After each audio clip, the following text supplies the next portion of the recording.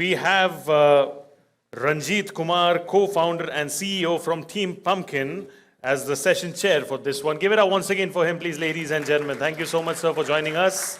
It's a pleasure to have you. He'll be joined on stage by Ajay Dusane, Chief Growth Officer, Samco Securities. Give it up for him, please, ladies and gentlemen. Thank you, sir, for joining us.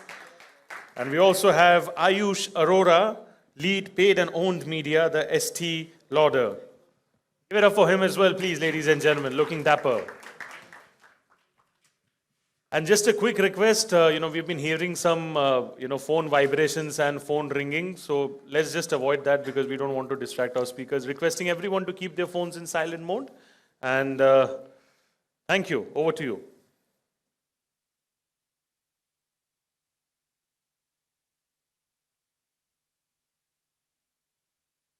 And just another heads up before we get things going. I know, there are many keen people wanting to ask questions, but we are running like 1 hour late. So we will be able to take just one question. Other questions, please request you all to connect offline. Thank you. Over to you. Thank you, everyone. I'm Ranjit, part of Team Pumpkin, integrated marketing agency. I'll not talk more about it. Two illustrious guests we have. I see that our time got reduced by 5 minutes more. so we have to make do with the time that we have. Thank you, everyone. In the conference where we are talking a lot of media and data and math, we at Team Pumpkin thought let's talk creativity as well, which is an important part of any business today, right? So we have two very illustrious guests from a very diverse industry. So I'll let them introduce themselves and their journey. So we have Ajay from Samco Securities, and we have Ayush from ST Lauder. So Ajay first. Good evening, everyone. Thanks, Ranjit. Thanks for the heads up. Okay, quickly, few people know me here, but I'll quickly run my journey. I've spent 17 years in auto industry, and some of the popular cars that you see on the road is out of my portfolio. A couple of them, if I were to name them, were XUV, Scorpio, Thar. I took a little diverse path. I jumped into banking and finance, and you can say I had a lot of kida. That's why I jumped into the broking industry, correct? And unfortunately, the market is not doing well today. So please hold on. I spent last 5 years building Angel One, from angel broking to Angel One. Post that a year back, I moved to Samco Securities and trying to build the whole business piece out there. So that's pretty much about me. Ayush. Yeah, thank you, Ranjit. Hi, I'm Ayush. I work with Estee Lauder companies. I lead content and media for around 10 brands that we have in the country, 2 more coming soon. We manage brands like MAC Cosmetics, Bobbi Brown, Tom Ford, Jo Malone, and so on. I started my journey with a luggage brand. Then I was in the startup space for a while. Managing content, managing media again for an edtech organization, for health food space as well. And now I've been with the Estee Lauder companies for almost 2 years. And I'll keep it short. So for any stock marketing tips, you go to Ajay, and for any beauty tips, you go to Ayush. So just heading into, each business, the objective is to sort of generate revenue, right? Only for agency like us, we aim for awards through content, right? For these guys, we have to help them make business. So how do you think the creativity or the creative fits into the larger goal for a business, which could be through performance marketing or could be media? How do you think the whole creativity and creative fits into the sort of jigsaw puzzle of making revenue? Ranjit, I think that's a very pertinent question, which is very close to my heart. Thanks for asking this question. While my answer might not be very straightforward, I have a different take on this. Unfortunately, in a lot of sessions like this that you go, people will be talking about the full funnel, the mid funnel, the bottom funnel, or the full digital funnel. I personally feel it's a little battered zone. There's nothing called as a funnel or a content or a creative or a performance marketing. I think the basics before the awareness that comes is what's your brand promise? What is the value that you're addressing? What's your story that you're going to tell to the customers? And the same story, is it flowing through all the touch points, right? That's the core. I think content is secondary. The primary function for any person who's into marketing, growth, or performance marketing is to identify what the brand as a promise is giving to the customers. I think if that's not in the place, then you'll always have fragmented content. You know, your website content guy will be doing something different versus a performance guy, and eventually your consumer is not going to buy into you. Correct? If you look at a brand which is just largely spending on performance marketing, the conversion rates might be around 10, 12%. In good cases, it'll be 50%. Correct? But if I tell you that, you know, I operate at a conversion rate of 40%, you know, most of the people will not believe that. Correct? But it's not a 1 month or a 2 month super innings, right?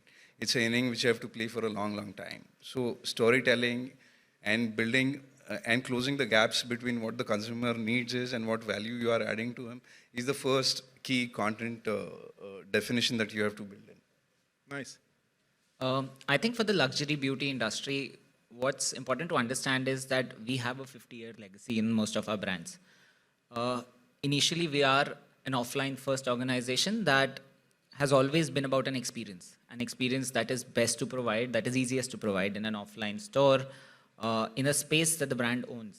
Now, when that translates into online, I think the quality of your creative, the storytelling that you're talking about, the brand promise becomes extremely important, because not only now the consumer needs to believe in the product and in the benefits and the features that you're promising, but also need to be able to experience that brand luxury that you're trying to communicate to them through your creative.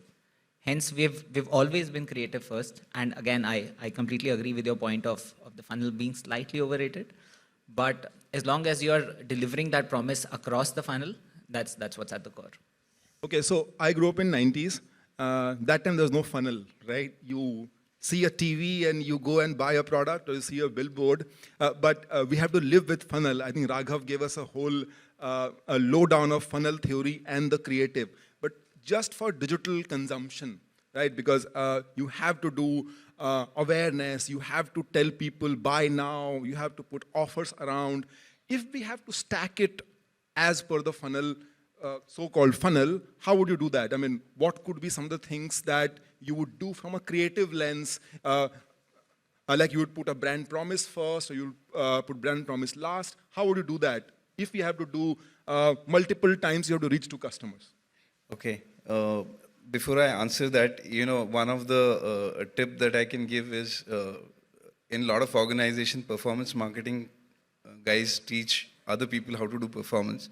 I think somebody should teach the performance guys how to do brand marketing.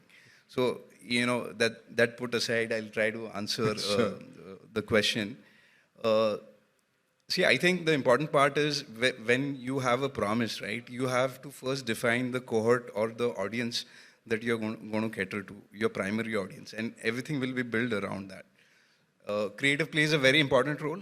It's not the same creative fits all the touch points or the objective. Correct? Performance marketing does not end at acquiring the customer. It goes till revenue generation. So you have to look at the full customer life cycle with you, whether it's a short life cycle or a larger, long, repeatable life cycle. And each of the creatives has to work around that. Of course, there are multiple formats in which the creative works, but I think, you know, the three formats that I generally love and it's worked for me is the 3V, which is the video, voice, and vernacular. I think they work fantastically well in India. And if you try to innovate around these pieces, you will obviously see a lot of success. But the other piece is, how do you break the normal clutter of the content to get fantastic responses? Example being, you know, we were struggling with the organic traffic. My blended costs were really looking very high. So we were thinking as to what is to be done. We looked at our brand promise, which is primarily to, you know, solve the problem of the people who are in the category. We created a 7 to 8 minute video content episodes, correct, little high production budget, and we took that jump. My organic was contributing about only 12%. Today, my organic traffic contributes about 45% in the overall traffic. So that's the kind of stakes that one has to play. But I think it's a combination of how well you are able to keep the customer sticky with your brand. That's how the content should play rather than depending on the life cycle of the company, rather than expecting the customer to click a particular banner and fill a full lead form. And I must say that you know your customers even more, much better than many brands because you have captive teams that you have who does performance, right? Correct. So of course those learnings also must be very faster Correct. and agile, so to say, right? Correct. Yeah. See, while Ranjit, just to add, month one we were not so much of experts, but to me, performance is like a performance of a sportsman, where you fail daily, you put in a lot of efforts, you don't get results, but you keep on doing it every day. So I think that's the reason why performance is called performance primarily. So from you, what to show, whom and when is primarily the question. I think because of the power of the brands that we have, it is important for us to actually show up and be there where the customer is looking for us. So when we talk about the power of the creative, I think it's also very important that you have multiple distribution points of that creative.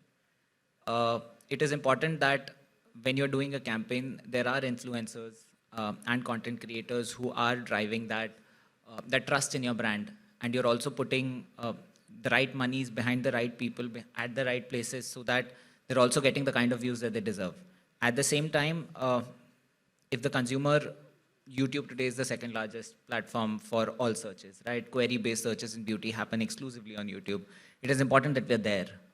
And as far as the type of the creative and stacking goes, I think as long as you're getting the basics right, I mean, I'll give you one interesting anecdote. When Advantage Shopping had just started and everyone was trying to figure it out, that how does a campaign work when you're actually putting in no audience-based targeting, there was a campaign that delivered 5x ROAS for us, 5x of what we generally used to get. And we were all appalled. How does this happen? I mean, is AI so good?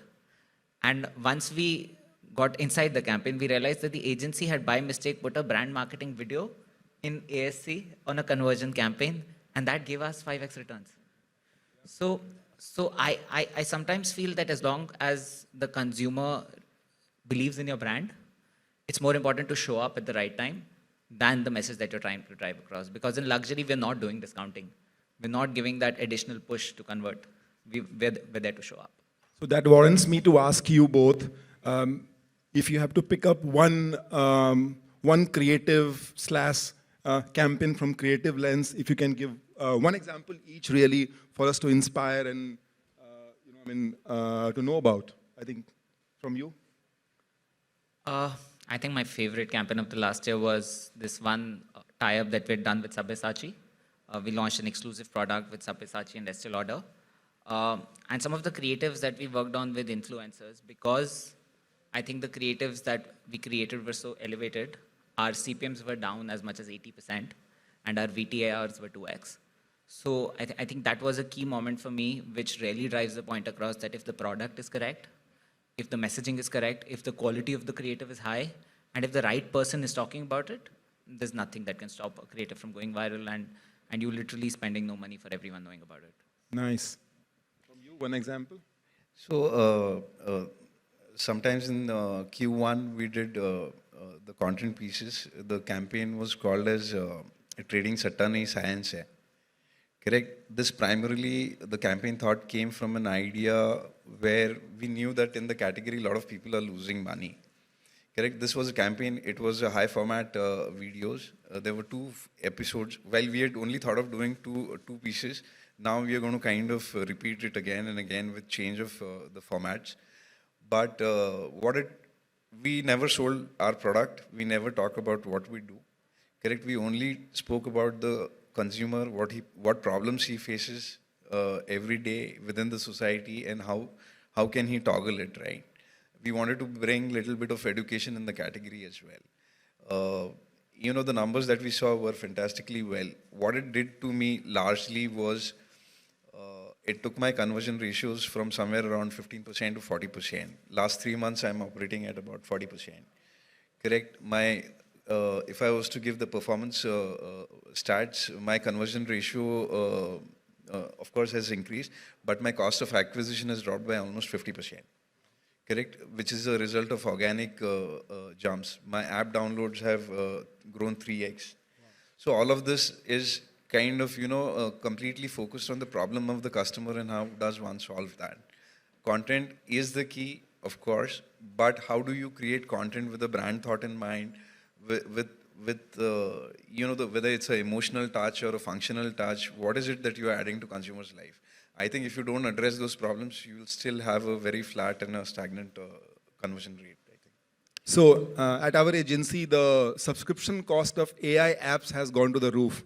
Okay, with the folks here. How is it for you guys? I mean, is it that, how do you balance today in terms of when you create content for media or organic, AI versus data-led, versus purely research-led or purely heuristic, your own hypothesis and you build it. So some of the examples or some of the ways that you create content today.